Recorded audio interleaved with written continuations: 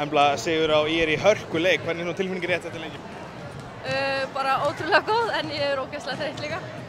Þetta er náttúrulega, þið vitið kannski ekki rosalega mikið þetta lið núna komin í þetta og hvernig svona, er þetta vannmeta þetta lið eitthvað? Hvernig? Nei, ég meina það búin að fá fullt af flottum og hörkuduglegum leikmönnum og við í rauninni vissum ekkert á móti hverjum við vorum að mæta. En við ætlum bara ekki að vannmeta þær en við kannski gerðum það smá í byrjun en ég meina þær voru líka ótrúlega duglegar en við reyndum bara að stiga upp á móti þeim. Í fjórða leikluta þá ferðu út af meitt, fær högg og ert á eiginlega einum fæti í lokinu en eiginlega klárar þetta. Hvað gerðist?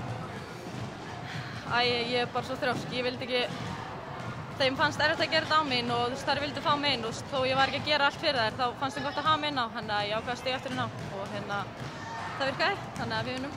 Þið eru með ungt lið í öndunum og þú svona mun reynslu meiri en margir í þessu liði.